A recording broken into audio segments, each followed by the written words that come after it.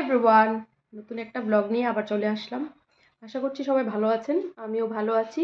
তো আজকে title and thumbnail দেখে বুঝতেই পারছো যে আমি কি শেয়ার করব, যে আমি কি ফোন দিয়ে ভিডিও করি।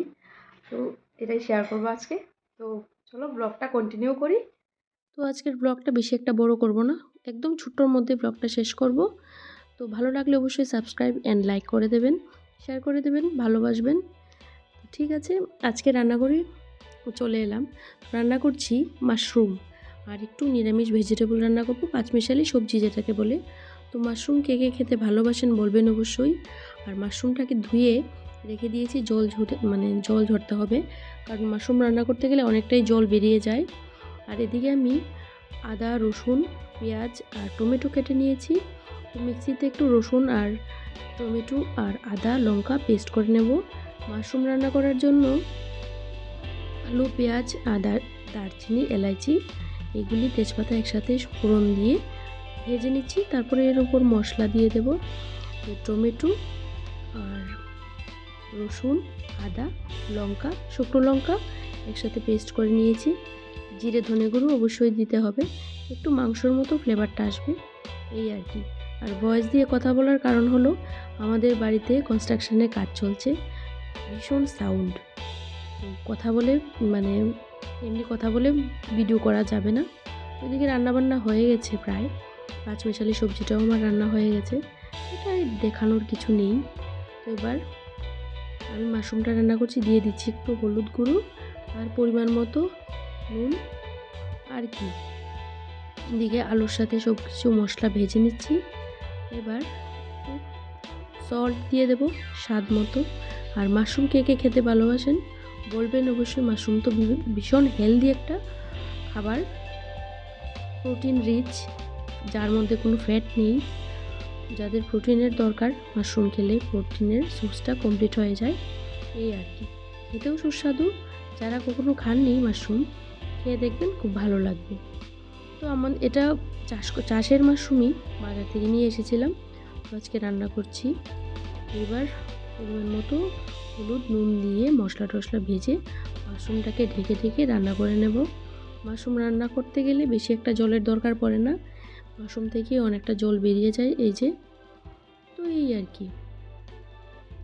আর এক হাতে ফোন নিয়ে ভিডিওটা করছি, ট্রাইপডে আর লাগাইনি, যেহেতু ছোট্ট একটা ব্লগ করব তার জন্য। আর বাড়িতে ভীষণ কাজ, তার মধ্যেই ব্লগ করা, কারণ ভিডিও তো দিতেই হবে, এই আর কি। নিয়মিত ব্লগ দিচ্ছি না, শর্টস আপলোড করছিলাম, এই আর কি।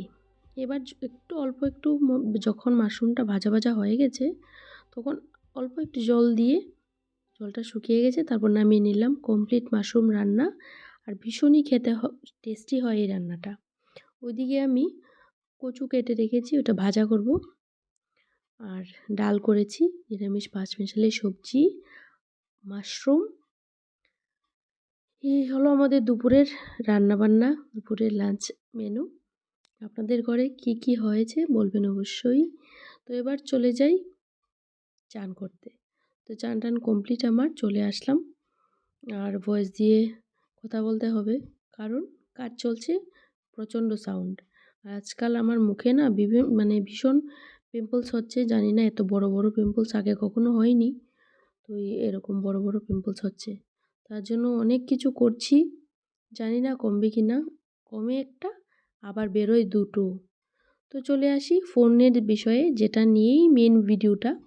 তো হাজব্যান্ডের কাছে আছে আইফোন, কিন্তু ওর আইফোন দিয়ে ভিডিও করা আমার পক্ষে সম্ভব হয় না, কারণ ও তো বাড়িতে থাকে না, সানডেতে আসে। তো একদিনে ভিডিও করা আমার তো পসিবল হয় না। তো আমি কি ফোন দিয়ে ভিডিও করি এটাই শেয়ার করছি। এটা হলো ওয়ানপ্লাসের একটা নর্ড লাইট, ওয়ানপ্লাসের একটা ফোন, যেটা আমি ইউজ করি। এই যে পুরো একদম কভার খুলে আপনাদের দেখিয়ে দিয়েছি, তো এটা শেয়ার করছি। অনেকেই আছে ভালো ভালো ফোন দিয়ে ভিডিও করে, আমি যেদিন গ্রো করব সেদিন আমি খুব ভালো একটা, এটা নট C2 লাইট ওয়ানপ্লাসের ফোনটা, 18-19 হাজার টাকার মতো দাম নিয়েছে। তো ব্লগিং করার জন্য খুব পারফেক্ট ফোন তা না, কিন্তু তবু টুকটাক কাজ চলে যায়। তো চেষ্টা করছি, যদি গ্রো হয় ভালো একটা ফোন নেব। তো হাসব্যান্ডের আইফোন দিয়ে আমার পক্ষে ভিডিও করা সম্ভব হয় না। তো ঠিক আছে, কেমন লাগলো বলবেন অবশ্যই। আজকের মতো এতটুকুই। বিদায় নিচ্ছি আবার। টাটা সবাইকে।